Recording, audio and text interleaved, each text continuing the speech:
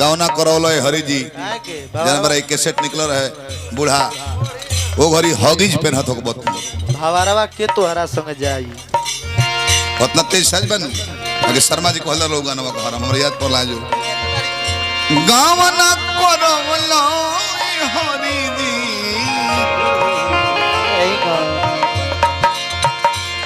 हो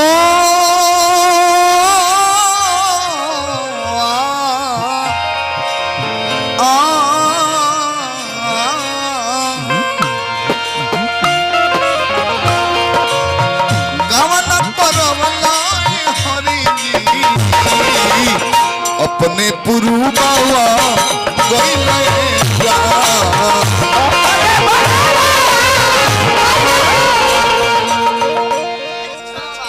जब जब याद आवे तोहरो सुरतिया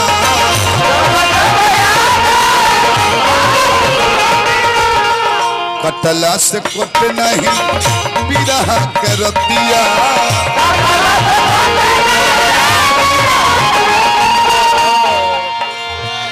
जिया झनवला हरि जी अरे सरवा हो हो हो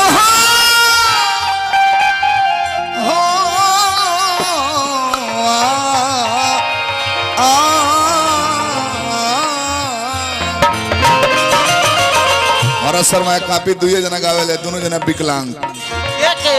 एगो ने सूरदास मनोज शर्मा औरी तरबेन सिंह अभियंता ले हुआ लकोड़ा लंगई तो सब लइकवा करतर से 6000 आला समियो नत बड़ा 6000 आला बेसबा ले हुआ लकोड़ा बोरकी तो केहू गले त निमन की सबका सनानु हो गाड़ी देवे सबका आवेला कैलकुलस के हिसाब को देव करे के जहां जगह भेटा जाई तो जगह मुंह बाबा जाई लड़का ने करो तुम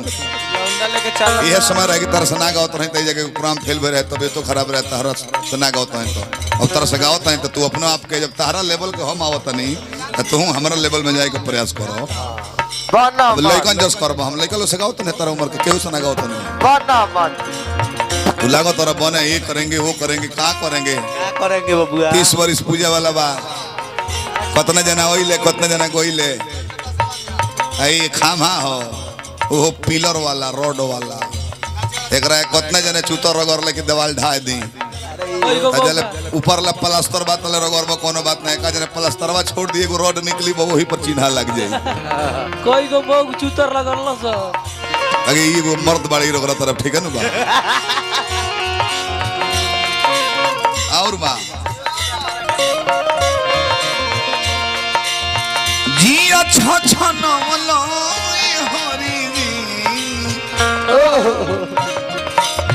जी अच्छा छनवला हरि जी अपने पुरु बावा गइला बाकी अपना में आओ पछुआ के चोट से ही उठ फट जाता समसम दिलिया में रहलो न जाता रासर का क्षेत्र पतार गांव के रहे वाला सोनू संगदिल जी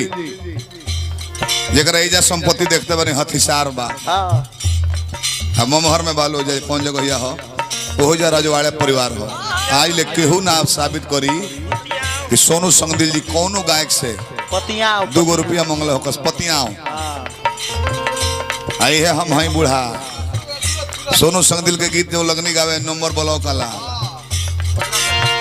और सब गाना हिट कर गली आज के डेट में केहू मेहनी मुटकी के कलाकार नहीं के खेसारी से धैले नौकल से तो कुल जना गावत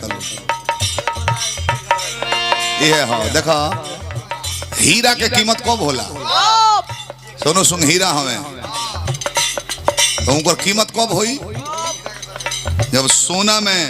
जड़ल जाई हैं तो लोग देखते जाएंगे कि सोना में पहले बाकी हीरा हो हारमोनियम में पहनबा तो हीरो के लोग है कि पत्थर है ना यो जेके दीवाना के गावेला एगो जेके दीवाना गावत रे बड़ बढ़िया टेम्पू हाकतल है पहले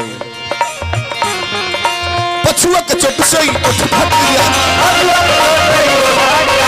समसम दिलिया में रहलो न जा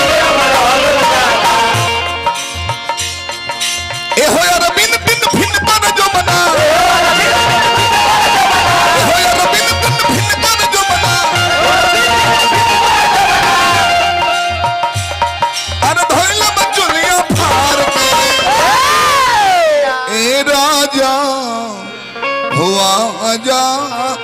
चल गई हम आजा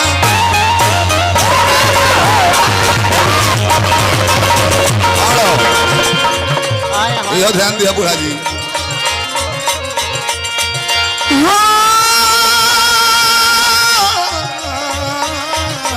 ये आया ए राजा राजा चल गया राजा राजा